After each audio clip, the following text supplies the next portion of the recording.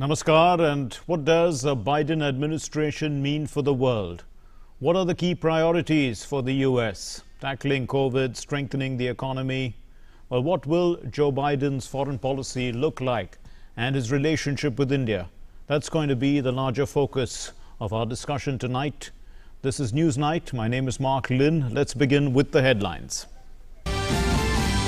President-elect Joe Biden of the United States lists his priorities as the next president of the United States. Biden says that he doesn't see blue and red states, but the United States of America. Kamala Harris creates history, becoming the first woman vice president-elect of the U.S., says the black women in the country are the backbone of the U.S. President-elect Joe Biden reaches out to Trump supporters asking for unity. He says that he will work with all his heart to win the confidence of the whole people. Calls on the Congress, Democrats and Republicans alike to cooperate. As Kamala Harris is elected as the first woman vice president of America, her ancestral village in Tamil Nadu celebrates. Tula Sindarapuram distributes sweets, calling it a proud moment for India.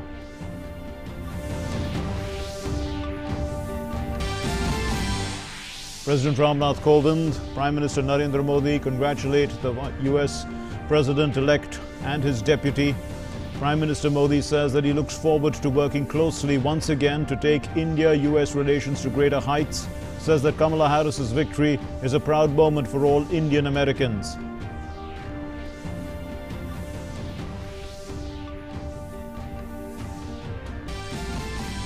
Prime Minister Narendra Modi inaugurates the Ro-Pax ferry service in Gujarat, calls on people to make this Diwali vocal for local. The Ministry of Shipping is now to be called the Ministry of Ports, Shipping and Waterways.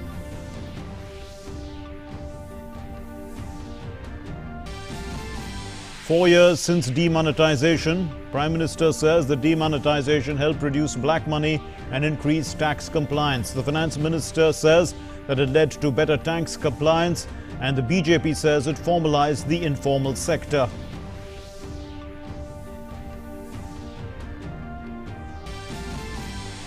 Security forces foiled an infiltration attempt in the Machal sector along the line of control in Jammu and Kashmir. 3 terrorists are killed in the encounter. 1 army officer and 3 soldiers are martyred in the operation.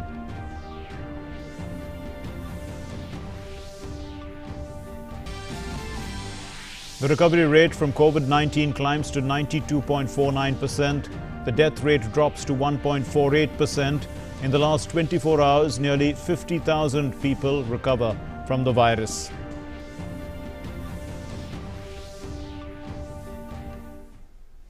Our top story: the US President-elect Joe Biden assured citizens of his country that he will be a president for all American people, whether they voted for him or not, and that he will keep the faith that the people have entrusted in him. While addressing the nation, the President-elect Biden said that the people have given the mandate to the Democratic Party to take action on COVID, the economy, climate change, and to end systemic divisions.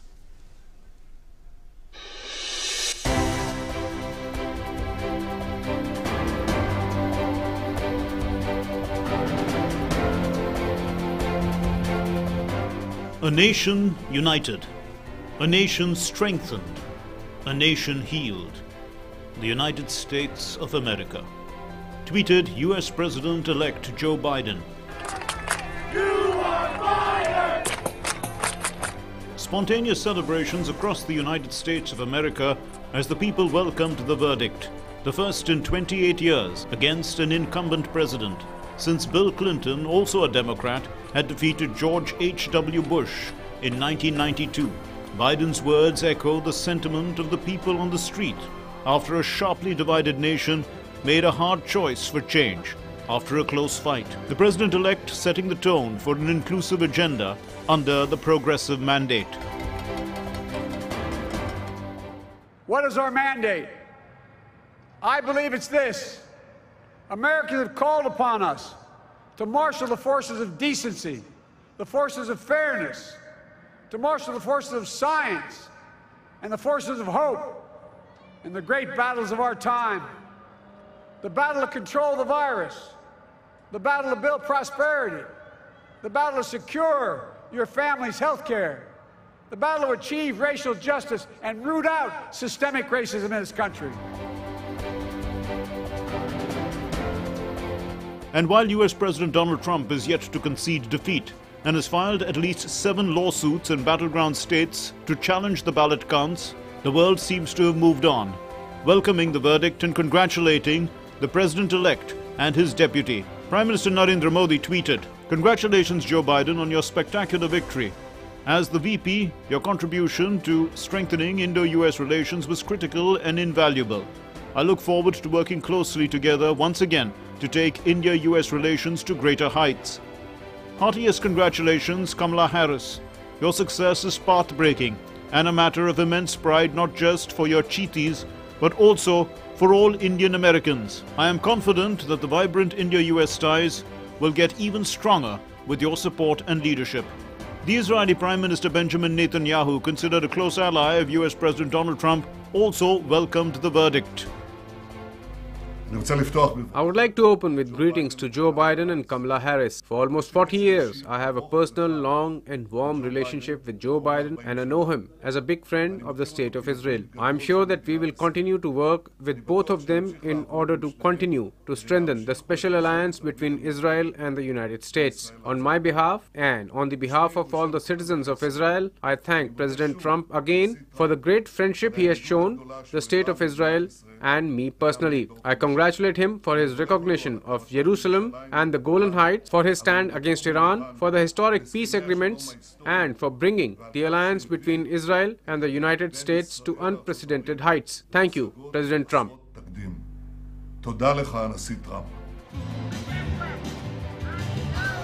Biden, with over 40 years of experience in public life, is considered an expert on foreign policy, having been part of and even chaired the Senate Foreign Relations Committee for decades. He was first elected to the Senate in 1972 and was consistently re-elected till 2008, when he became vice president. Biden was consistently ranked one of the least wealthy members of the Senate. Bringing that down-to-earth appeal and vast political experience to the table, it isn't surprising he made his priorities rather matter of fact. We cannot repair the economy, restore our vitality, or relish life's most precious moments, hugging our grandchildren, our children, our birthdays, weddings, graduations, all the moments that matter most to us, until we get it under control. On Monday, I will name a group of leading scientists and experts as transition advisors to help take the Biden-Harris COVID plan and convert it into an action blueprint that will start on January the 20th, 2021. His bold promises included healthcare, expansion of the Affordable Health Care Act, a public health insurance program similar to Medicare, providing free testing for all, and hiring 100,000 people to set up a national contact tracing program for COVID. Environment, an ambitious climate plan which includes overhauling the country's energy industry to achieve 100% emissions-free power by 2035. America and the world. Strong support for relationship with allies including NATO. Holding China accountable for unfair trade practices through international effort rather than through trade wars. Rejoining the Paris Climate Agreement and entering into another international deal with Iran. Biden said that the whole world is watching America, and he believed that at its best, America is a beacon for the globe, leading not by example of power, but by the power of example. Clearly, this is a different understanding of making America great again. With agency inputs, Newsnight Desk, DD India. And Kamala Devi Harris has become the first woman to be elected to the office of Vice President of the United States. It's happened 100 years after the 19th Amendment to the US Constitution, which had allowed women the right to vote. Well, she's not only the first woman, but being of African and South Asian descent, she represents the new America. It is a matter of pride for her relatives from Tamil Nadu and also for all people of Indian origin in the United States.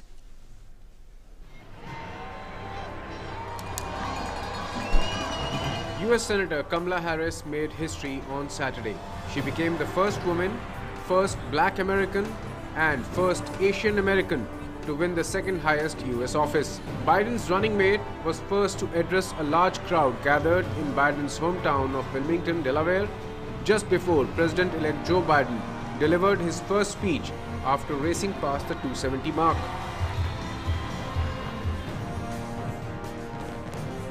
When our very democracy was on the ballot in this election, with the very soul of America at stake, and the world watching, you ushered in a new day for America.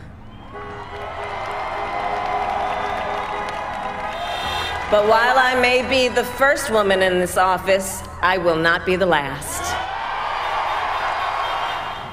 Senator from California, Harris has a track record of shattering glass ceilings. She served as San Francisco's first female district attorney and was California's first woman of color to be elected Attorney General, a fact that was also accepted by President-elect Joe Biden as he spoke to the rapturous crowd.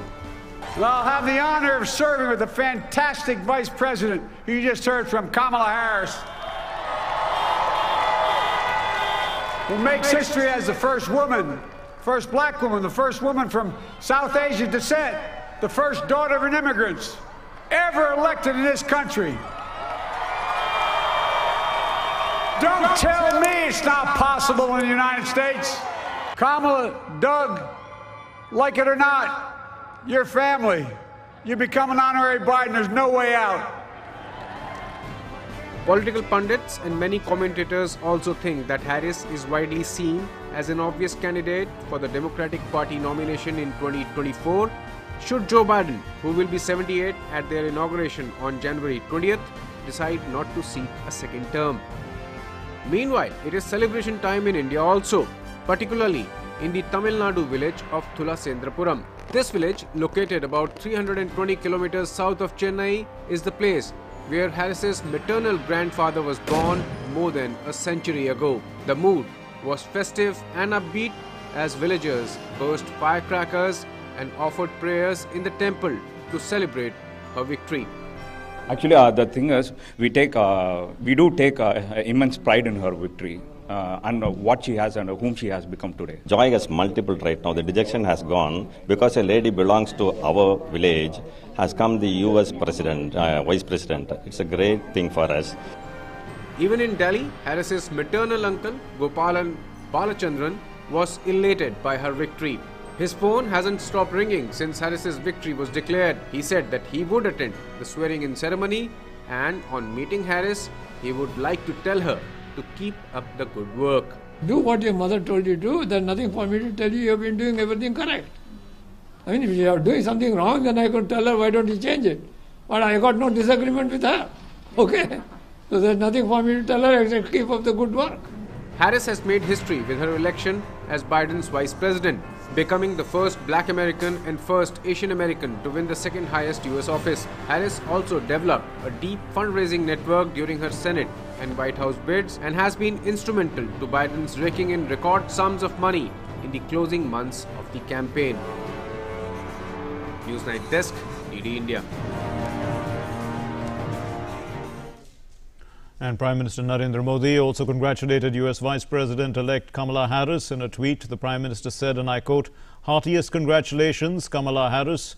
Your success is path-breaking and a matter of immense pride, not just for your Cheaties, but also for all Indian Americans. I am confident that the vibrant India-US ties will get even stronger with your support and leadership." And in focus tonight is this: the Biden mandate and the world. The Biden mandate and the world is in focus tonight. And first, let's go across to Washington and talk to Chidanand Rajkata, the foreign editor of the Times of India. Thanks very much, Chidanand Rajkata, for being with us. You know, when we look at this election, we see that there are, both sides have had, you know, huge the number of voters. In fact, the US President Donald Trump says that no president in the United States has got 70 million votes and lost. I mean, well, he hasn't said he's lost, but still, that's the whole point. When we look at 70 million and still losing by 5 million votes, why was there such a huge turnout in this election? What was the larger message? well, the very obvious fact which everyone overlooks is the US population is growing. So when Mr. Trump says that, no president has got, or he got more votes than Barack Obama, who got 69 million in 2008, between 2008 and 2020, there has been a 26 million increase in US population. So this is not rocket science.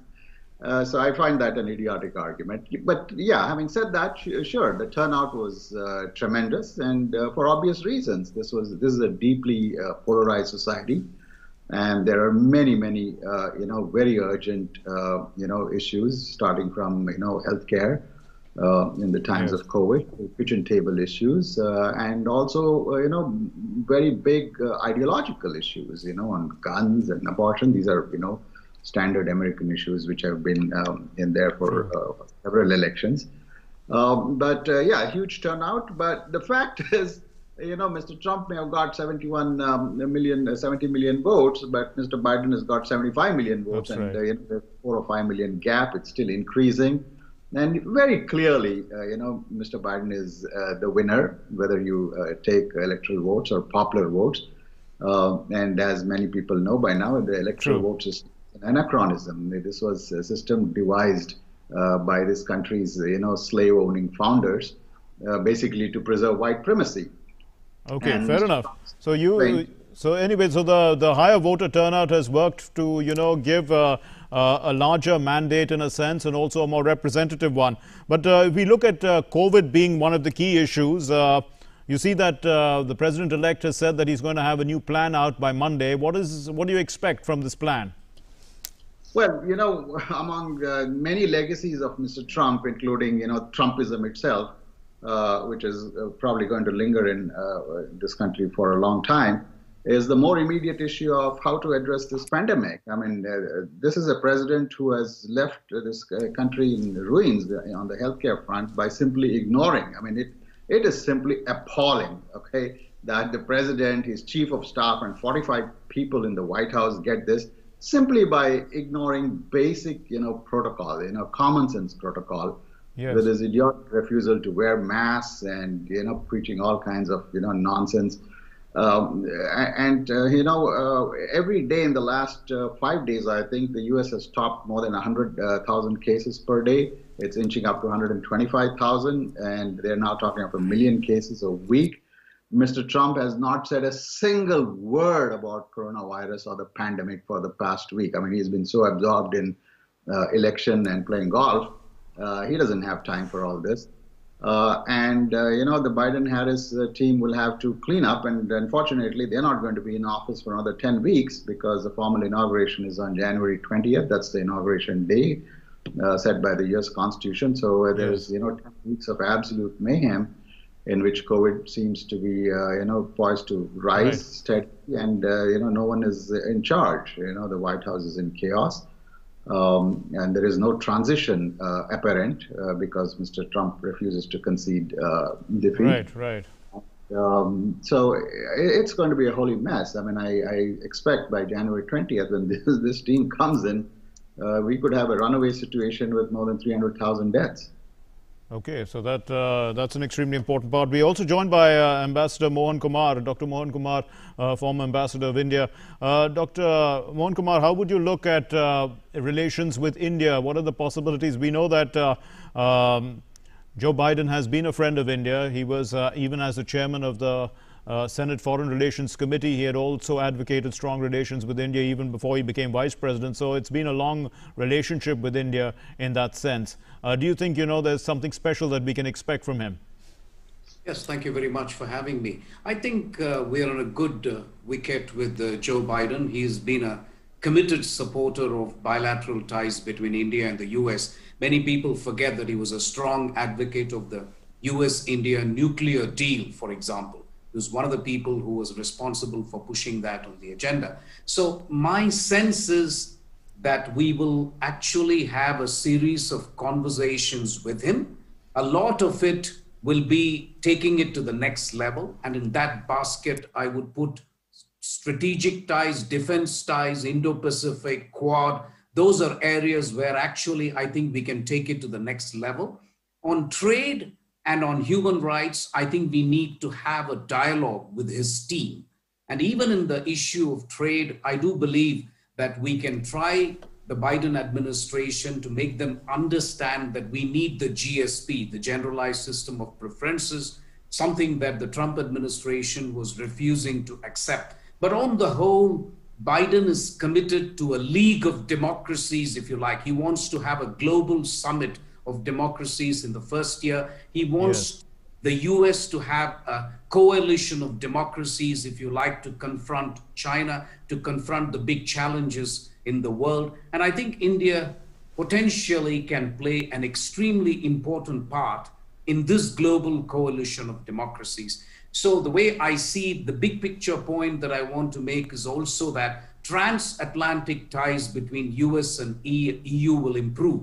And that is not a bad thing for India, because just having two poles, which is US and China, which is what we've had hitherto, is not a good thing for India. It reduces our scope for maneuver in foreign policy. But now that you have transatlantic ties, the US will obviously have good relations with its allies in East Asia, with partners like India and the Indo-Pacific. Suddenly it opens up possibilities for India. So on the whole, I'm optimistic. There could be some dialogue that we have which can be difficult, but I think that is very normal, frankly, between two friends, between two countries like United States and India. The good thing is neither of them is a stranger to India. Particularly, Biden understands India very, very well. And that's a huge advantage for Indian foreign policy.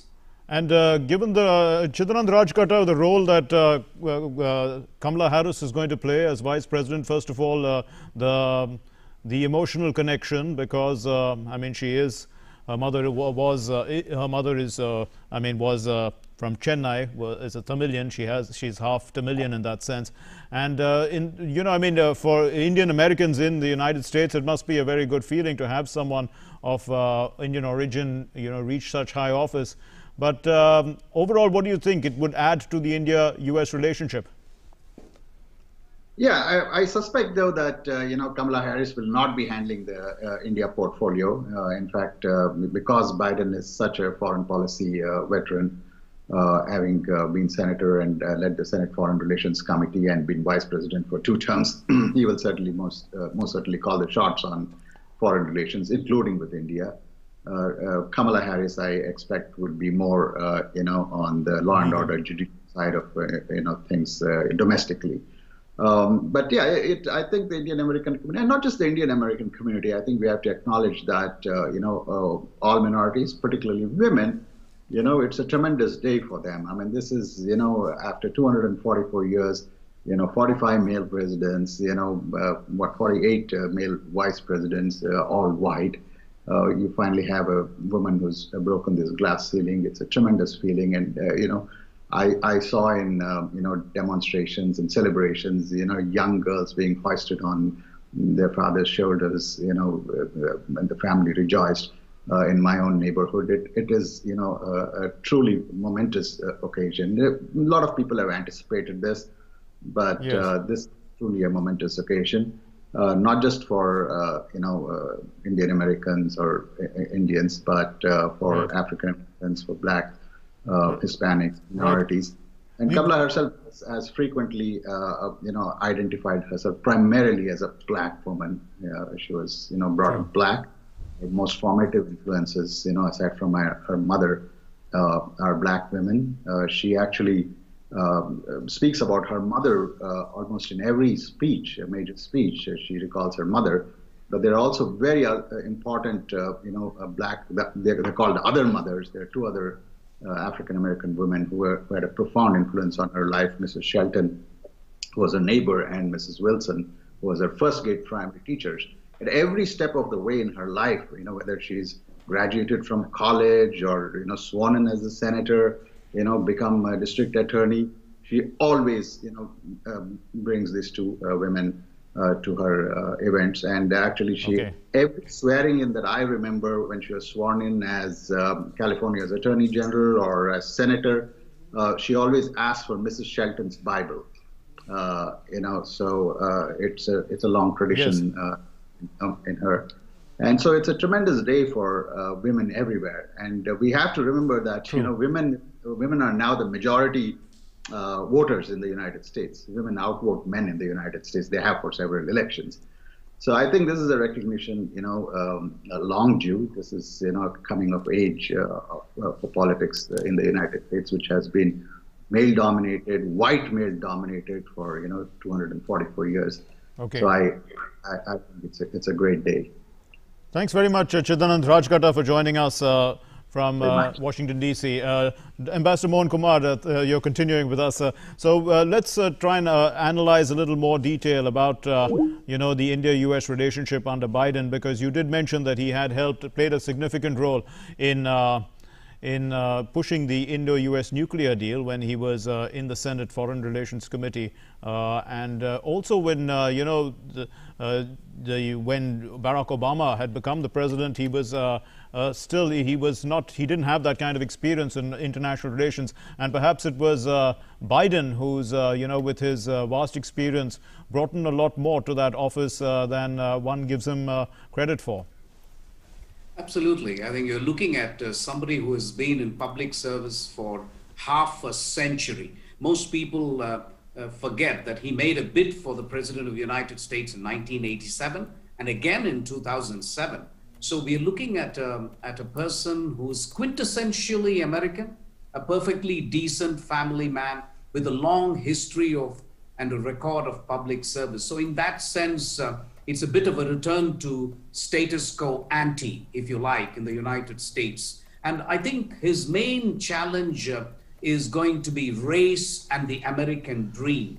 He has already solved one half of the problem, race, because Kamala Harris is already his vice president. So that itself will give a feeling to the minorities, to the blacks, and to every woman in America that, okay, it is possible for you to dream and achieve whatever you want to achieve. So that is already half done. I think his challenge is economic reconstruction at home, because the United States in the last 4 years or so has lost a lot of its competitive edge in terms of innovation, research, investment in infrastructure. So I think they will focus on that as well. We are also joined by Nina Potts from the Washington. Nina, the current problem is the transition is going to be difficult because of the cases that the U.S. president has brought into into the U.S. courts. What's the current status with regard to that? And are people prevailing on the U.S. president to concede? Well, at this stage, I think the most important issue is that Donald Trump's own family is split over whether or not he should concede. We had a string of tweets from Donald Trump's sons this morning claiming electoral fraud, saying that their father's defeat was fraudulent. They have specifically said that they want up to 150 million ballots recounted. So they are pushing the line that he should not concede very hard. And we've even seen people like Senator Marco Rubio from Florida suggest that this process needs to play out. So Republicans are very split on what the president should do. CNN was reporting this morning that Jared Kushner, the president's son-in-law, had been talking to him last night and made an approach that he should concede. But there is a real question over whether or not President Trump will entirely remove himself from this transition. And it starts to get very complicated indeed after that, and very bumpy, not least because even within some U.S. media, I mean, the U.S. media is, of course, called the president-elect, but the technicalities of when the president-elect is endorsed as president, the timeline is quite long. We're looking at a date in December, and then in January 6th, when we have the joint session of Congress. And really, it's only at that point when President-elect Biden can start work in earnest, despite his desire to put together this COVID task force on Monday, and despite really wanting to strike a tone that America has hit the reset button. I just wanted to very quickly touch on something the ambassador said, which is a human dynamic in all of this. Yes. Because one of the legacies of President Trump's last 4 years is that, he's really stripped away that human-to-human contact between, say, America and China. Programs, cultural exchange programs that used to exist, visa issues and visa crackdowns on students. It's going to be very difficult, I think, in the public's mind to sort of pivot towards a friendlier America, especially in relations with say, China and even other countries that President Trump has, I think, has got a more hostile relationship with. Indeed, and also with regard to Europe and with regard to other relationships which the US has held dear, there is the possibility of renegotiation, of strengthening of NATO under Biden. Was there going to be, a total reverse in a sense, and how long will it take for such a thing to take place? Of course, this is once he does get into office. Well, President-elect Biden has made it very clear throughout his campaign that his priority on the first day of taking office will be to put the U.S. back in the WHO and start the process of rejoining multilateral agreements. And of course, there's been a lot of discussion about what happens with the Paris climate change agreement. But you're right. I mean, it is extremely difficult, as many people have pointed out, to just hit the reset button. And there are other huge foreign policy issues like Iran and of course, Biden is a man of engagement, of bipartisanship, but I think you can see from the reaction this morning that Republicans have been left at best disappointed, at worst extremely angry, and it's going to be extremely difficult politically to carry along that support on Capitol Hill, especially as the Democrats have as yet not flipped the Senate. Indeed, and are there protests on the streets? Because the concern was that, the Trump supporters would be coming out in protest, but that hasn't really quite happened, in the sense that perhaps they have accepted the decision, and maybe the U.S. president will over time.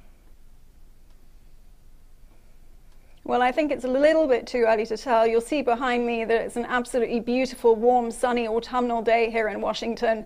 And it's a glorious autumn day, and it's a glorious day for Democrats across the country. And as I was coming in today to work, there were still car horns honking and street signs and flag waving. I think a lasting memory for me for last night was I was live streaming as I was in the crowds to my mother sitting on a sofa overseas, and Americans were coming up to the phone wanting to wave and tell America and people outside America that this has been the reset moment. But it isn't a reset moment for many Republicans, as I say, and I think there are grave concerns that minority of militias and extremists might erupt. Right, thanks very much, Nina, for joining us from Washington. Dr. Mohan Kumar, I'm sorry to keep moving away from you, but we have limited time with our guests from Washington, and that was the reason why I needed to talk to them. But let's try and put this into context once again. We see that, the U.S., it was a very close election, and we know that the Democrats have huge bases actually in the cities. But if we look at the landmass, the landmass is really controlled by the Republicans.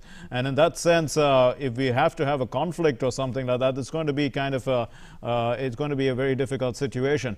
But such a thing is not likely to rise, one presumes. I think my sense is that the authorities are fully prepared for any law and order situation. But I think the political implication of what my previous speaker was saying is that if the Republicans control the Senate and you have the Democrats controlling the House of Representatives, it can still leave a Congress which is bitterly divided.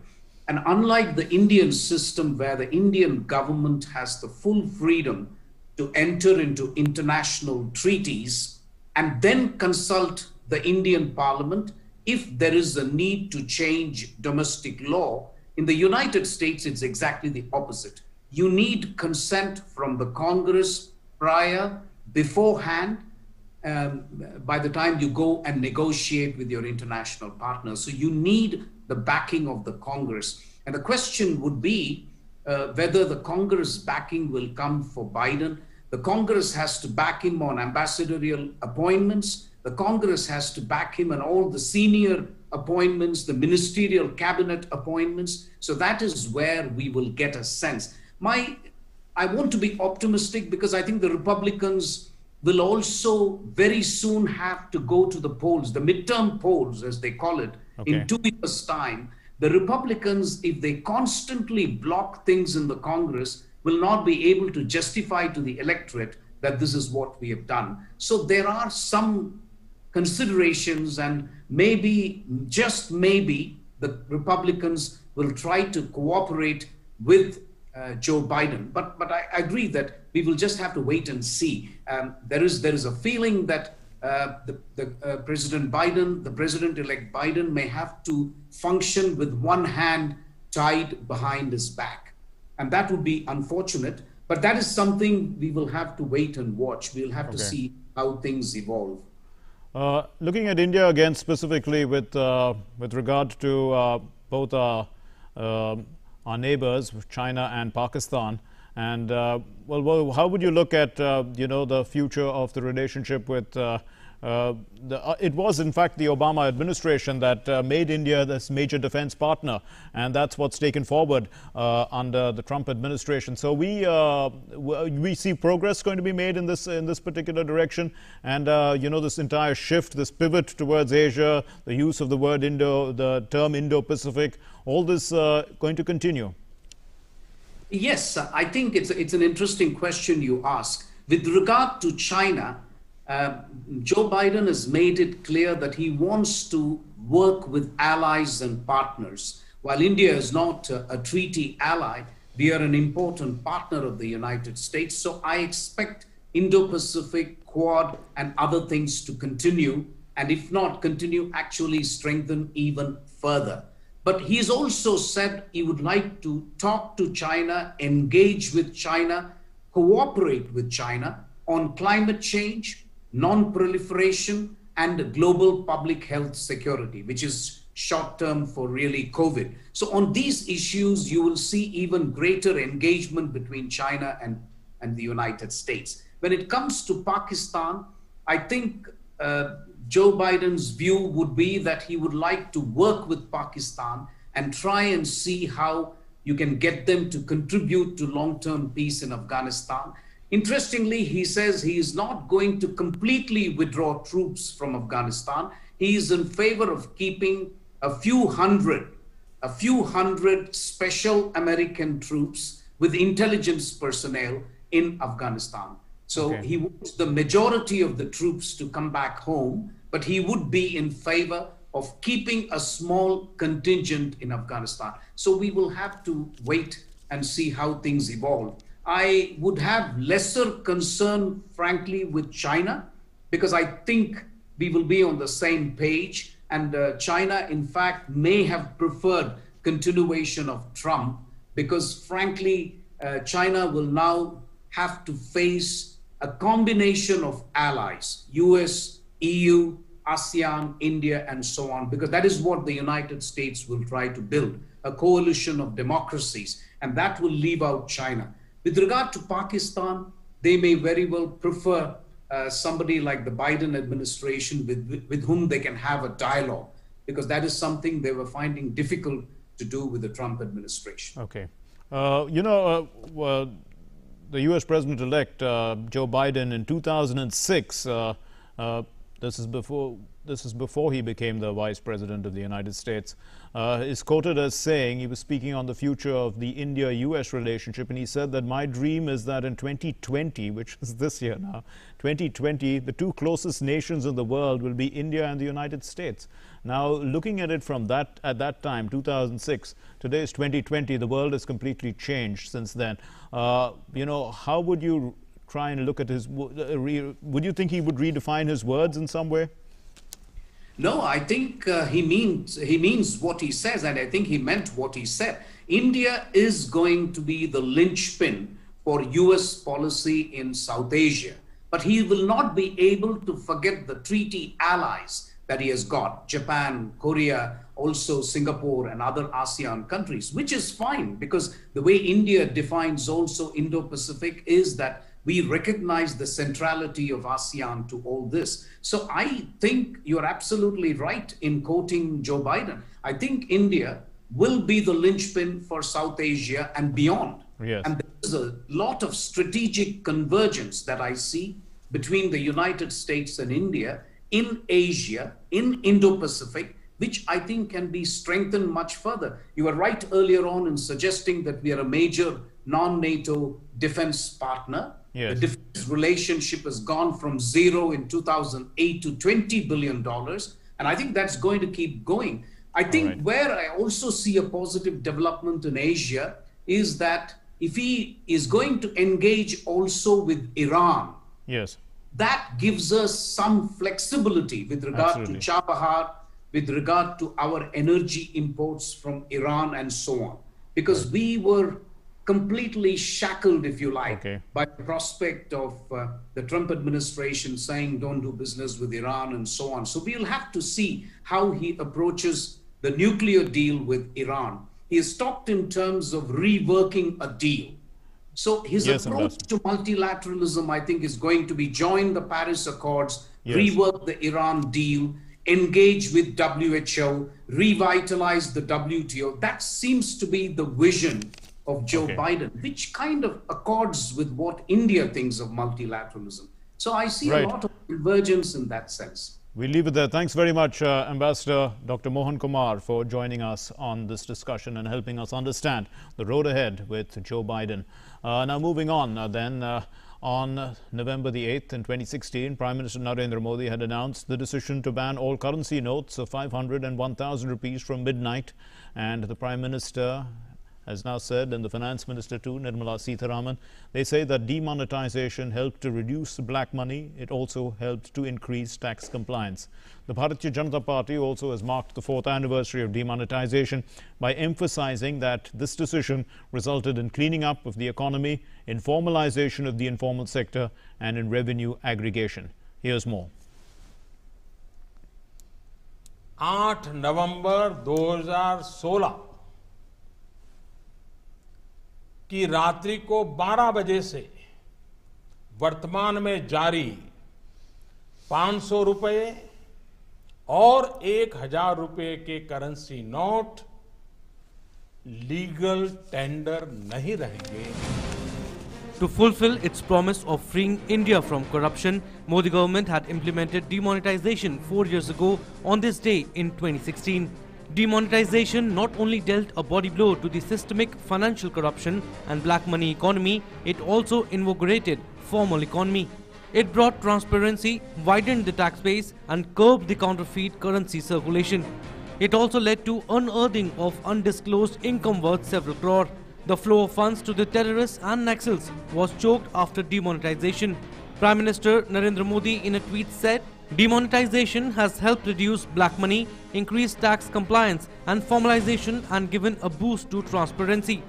These outcomes have been greatly beneficial towards national progress. Finance Minister Nirmala Sitharaman said, the move that was unprecedented attack on black money also led to better tax compliance and a major push to digital economy. She added that while surveys conducted post-demonetization led to unearthing of undisclosed income worth several crore, Operation Clean Money helped formalize the economy. Responding to criticisms by the opposition over demonetization, BJP said that demonetization has ensured widening of tax base through better tax compliance by citizens, formalizing the economy and reducing corruption. Demonetization से 3 significant tangible benefits आए हैं. एक तो cleaning up of the economy and fight against corruption. Second is formalizing of the economy. जो informal sector में लोग capital और government subsidies के बिना रह रहे थे बहुत साल से, उनको ये एक इनका benefit मिलने लगा है. और तीसरा government के revenues. On November 8, 2016, government had announced the demonetization of all 500 and 1000 banknotes. The move was regarded by experts as decisive step to crack down on black money. It also led to major push for digital economy as more and more people are adopting transparent mode of digital payments in the country. With inputs from Bikramjit Singh, Newsnight Desk, DD India. Prime Minister Narendra Modi virtually inaugurated the Ghoga Hazira Ro-Pax ferry service. He did so in Gujarat via video conferencing. Ghoga is an old fishing port. Hazira is also a modern commercial port, and so the distance, in fact, between these two ports is about 60 kilometers long on the river, and it provides easy access to the city of Surat. But the land route is about 400 kilometers. Prime Minister Narendra Modi inaugurated the Ro-Pax terminal at Hazira and flagged off the Ro-Pax ferry service between Hazira and Ghoga in Gujarat through video conferencing. He called it a Diwali gift to the people of Gujarat. He added that about 80,000 passenger trains and 30,000 trucks will be able to take advantage of this new service in a year. He further said that Ro-Pax service between Hazira and Ghoga has made dreams come true for the people of Saurashtra and South Gujarat, as the journey is shortened from 10 to 12 hours to 3 to 4 hours. इस सेवा से गोगा और हजीरा के बीच अभी जो सड़क की दूरी 450 किलोमीटर की है, वो समंदर के रास्ते तरफ 90 किलोमीटर रह जाएगी। यानी जिस दूरी को कवर करने में 10 से 12 घंटे का समय लगता था, अब उस सफर में सिर्फ 3-4 घंटे ही लगा करेंगे। सबसे बड़ी बात यह है कि गुजरात के एक बड़े व्यापारिक सेंटर के साथ सौराष्ट्र की ये कनेक्टिविटी इस क्षेत्र के जीवन को बदलने वाली है। Prime Minister said that facilities like Ro-Pax ferry service or seaplane inaugurated a few days ago is giving a lot of momentum to water resource-based economy. He said over the years, serious efforts have also been made to strengthen the blue economy in India. He expressed concern that as of today, the cost of carrying goods from one part of the country to another is more in India than other countries, and further suggested that the cost of logistics can be reduced by water transport. सामान को देश के एक हिस्से से दूसरे हिस्से में ले जाने पर दूसरे देशों की अपेक्षा हमारे देश में आज भी खर्च ज्यादा होता है। वाटर ट्रांसपोर्ट से कॉस्ट ऑफ लॉजिस्टिक्स उसको बहुत कम किया जा सकता है। इसलिए हमारा फोकस एक ऐसे इकोसिस्टम को बनाने का है जहां कार्गो की सीमलेस मूवमेंट सुनिश्चित हो सके। The Prime Minister said that today the capacity of ports have been increased across the nation and construction of new ports is also going on at a rapid pace. He added that efforts are made to put maximum use of about 21,000 kilometers of waterway in the country for development purposes. Sagarmala project के तहत आज देश भर में 500 से ज्यादा projects पर काम चल रहा है। जलमार्ग से होने वाला ट्रांसपोर्टेशन सड़क और रेल मार्ग से कई गुना सस्ता पड़ता है और पर्यावरण को भी कम से कम नुकसान होता है। फिर भी इस दिशा में एक होलिस्टिक अप्रोच के साथ 2014 के बाद ही काम हो पाया है। आज देश भर की नदियों में जो इनलैंड वाटरवेज पर काम चल रहा है, उससे कई लैंडलॉक राज्यों को समंदर से जोड़ा जा रहा है। The Prime Minister also urged the people to go vocal for local during this festive season. He insisted on buying things from small traders, small artisans and rural folks. He said that by these efforts, light could be lit in the homes of rural artisans also during Diwali. With Sudhakar Das, Newsnight Desk, DD India. Well, the recovery rate from COVID-19 has climbed to 92.49% and the death rate has dropped to 1.48%. And in the last 24 hours, nearly 50,000 people have recovered from the virus. Here's more.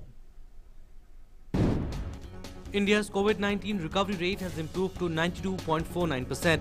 According to Health Ministry, during the last 24 hours, more than 49,000 COVID patients have recovered. The total number of recoveries has gone up to over 78,68,000. Presently, the total number of active cases in the country is around 5,12,000. The Health Ministry said that effective implementation of the strategic and graded test, track and treat approach has led to high recoveries and low fatality. Currently, India's case fatality rate stands at 1.48%, which is one of the lowest globally. During the last 24 hours, 559 deaths were reported in the country. The Health Ministry said that effective implementation of the strategic and graded test, track and treat approach has led to high recoveries and low fatality. Currently, India's case fatality rate stands at 1.48%, which is one of the lowest globally. During the last 24 hours, 559 deaths were reported in the country. According to Indian Council of Medical Research, more than 11,94,000 tests were conducted during the last 24 hours. The total number of samples tested so far has reached 11 crore 77 lakh. Maharashtra Chief Minister Uddhav Thackeray has said that the state will take a cautious view on reopening of religious places and hinted that permission may be granted post-Diwali festivities to avoid overcrowding in the wake of coronavirus pandemic. Tamil Nadu continues to show steady progress in the fight against COVID-19, with a daily positivity rate staying below the 3,000 mark for the 16th day in a row. As per the daily official bulletin, a total of 2,334 persons tested positive for the disease across the state. And now let's take a look at some other news that's making news across the country. In Jammu and Kashmir, 3 terrorists have been killed in a fierce gunfight near line of control in Machal area of Kupwara district. An army officer, 2 army soldiers and a BSF trooper were also martyred in gunfight. 2 other soldiers were also injured in the gunfight. In Madhya Pradesh, an ashram of a seer, popularly known as Computer Baba, was raised over alleged illegal constructions. The seer, whose real name is Namdev Tyagi, and some of his supporters were detained for resisting a drive to pull down alleged illegal constructions. A thick blanket of smog covered many parts of national capital, leading to a decreased visibility. Increased stubble burning in the neighbouring states has been one of the primary factors behind the foul air in the city. According to the Central Pollution Control Board, the city's air quality index was recorded 396 at 12 noon. Flight's operation has started from Darbhanga Airport in Bihar. The first flight landed in Darbhanga at 11:05 am. Darbhanga Airport is now the 3rd operational airport in Bihar after Patna and Gaya. Union Civil Aviation Minister Hardeep Singh Puri said that this is a landmark day for the people of Darbhanga. And FASTag, which will become mandatory now for 4-wheelers that were sold before December 1st, 2017 from January 1st of next year. And as per the Central Motor Vehicles Rules of 1989, FASTag had been made mandatory for all registration of new 4-wheeler vehicles. This is since the 1st of December 2017. It's now being supplied by the vehicle manufacturer or their dealers. It had further been mandated that the renewal of fitness certificate will be done only after the fitment of FASTag for the transport vehicles. For national permit vehicles, the fitment of FASTag has been mandated since the 1st of October 2019. A valid FASTag is also mandatory while getting a new third-party insurance through an amendment in Certificate of Insurance, wherein the details of FASTag ID will be captured. This will be applicable with effect from the 1st of April 2021. Reiterating the Prime Minister's resolve for being vocal for local, Union Minister Prakash Javadekar tweeted about the Tripura government's launch of eco-friendly bamboo candles and diyas for Diwali. Javadekar said, and I quote, "To promote vocal for local, the Tripura government launched eco-friendly bamboo candles and diyas for Diwali. This initiative will help in reducing environmental pollution and employment of local artisans. All thanks to Prime Minister Narendra Modi ji for boosting the bamboo sector in the northeast." A quick look now at some world news. The World Health Organization said that Denmark, the United States, Italy, Netherlands, Sweden and Spain have reported coronavirus cases cropping up among farmed minks. The Danish government announced on Wednesday that a variant of COVID-19 found in Danish minks has been transmitted to 11 people, and the government would organize the euthanization of the minks in Denmark. Australia's second most populous state, the epicenter of the country's COVID-19 outbreak, will relax restrictions after recording its 9th consecutive day with no infections. From Monday, people will be allowed to freely travel between Victoria's capital, Melbourne, and regional areas of the state, while capacities at restaurants and pubs will be nearly doubled to 70. Further easing of curbs will begin from November 22. The relaxation of restrictions comes as Victoria's stretch without new coronavirus infections left just 4 active COVID-19 cases. Japan formally proclaimed Crown Prince Akishino as the first in line as heir to the throne on Sunday, the last of a series of ceremonies after his elder brother, Emperor Naruhito, became monarch last year, following their father's abdication. The day-long ceremonies at the palace had been scheduled for April, but were postponed because of coronavirus pandemic and have been scaled back as infection keeps rising, although Japan has escaped the explosive outbreak seen in many other countries of the world. Members of the British royal family and government attended a national service of remembrance at the Cenotaph on Whitehall in London on Sunday. Prince Charles, Prince William, Princess Anne, they laid poppy wreaths during the ceremony as Queen Elizabeth, Duchess of Cambridge, and the Duchess of Cornwall watched from balconies above. British Prime Minister Boris Johnson, the Labour leader Keir Starmer, and also members of the military attended the ceremony. A Soviet leader Ekranoplan ground effect plane cuts a sorry sight as a beach in the Russian Caspian Sea city of Derbent. In July, the world's last remaining Lune class was towed away from the city of Kaspix in Derbent, in where it is expected to become a museum exhibit. However, the journey appears to have taken its toll on the vessel, with damage to the hull possible. It was visible, and little progress is made in restoring it and to its former glory, and that appears to have been made. Swathes of Honduras were underwater after Storm Eta unleashed torrential rains and catastrophic flooding in Central America, killing at least 18 people and turning streets into waist-high water channels. In the rural areas of La Lima in northeast Honduras, homes were left underwater and residents were cut off after water levels rose. Thai police fired water cannons on Sunday at thousands of protesters who marched towards the royal offices to deliver a demand for reform of the monarchy for king. The protesters were blocked at a barricade of buses and barbed wire as they tried to march for democracy from the Democracy Monument towards the Royal Household Bureau. Police fired water cannon to try to stop them, but some managed to get through.